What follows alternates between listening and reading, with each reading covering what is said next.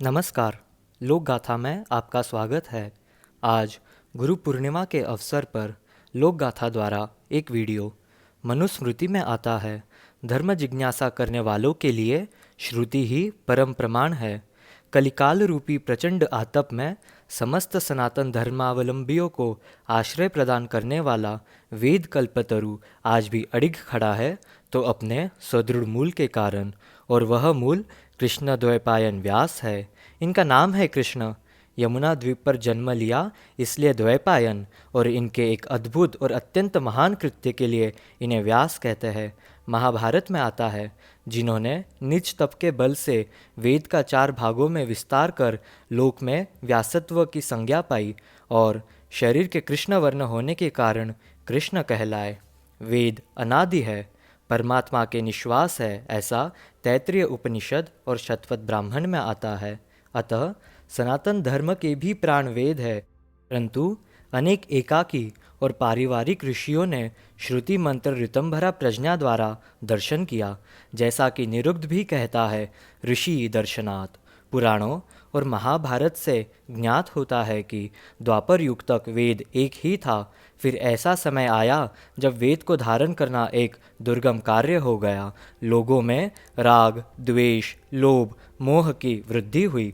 प्रजा धर्म का निर्णय ठीक नहीं कर पा रही थी। ऋषियों से प्राप्त परंपरा लुप्त हो रही थी।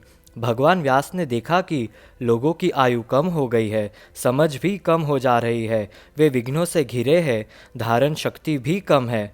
ऐसे में उन्होंने चतुर्होत्र कर्म का विस्तार करने के लिए लोगों के कल्याण की इच्छा से वेद के 4 विभाग किए। ऋग्वेद, यजुर्वेद, सामवेद और अथर्ववेद वैदिक वाङ्मय को एक संगठित रूप दिया।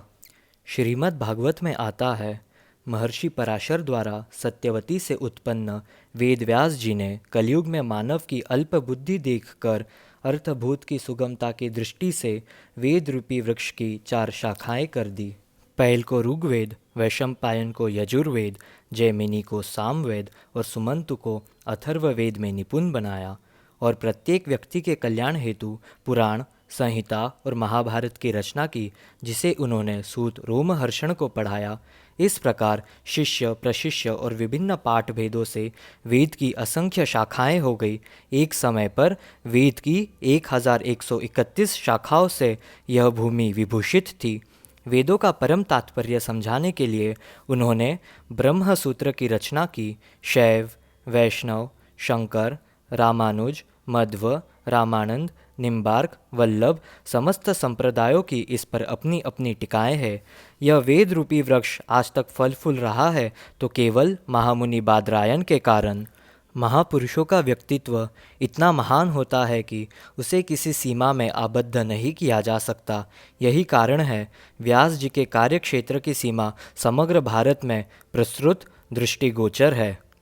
गुरु पूर्णिमा के अवसर पर हम गुरुओं के गुरु भगवान के कला अवतार सत्यवती नंदन व्यास को नमस्कार करते हैं और अपना आभार व्यक्त करते हैं।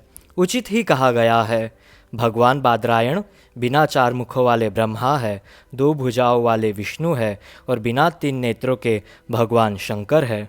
भगवान वेद व्यास की स्थिति वैदिक युग के अंत में भी थी, महाभारत काल में भी थी और आज भी नारायण भूत वेद व्यास अनंत के अनंत रूप में विद्यमान है। आशा है आपको यह वीडियो अच्छा लगा हो तो लोक गाथा को लाइक, सब्सक्राइब और शेयर करना न भूलें। धन्यवाद।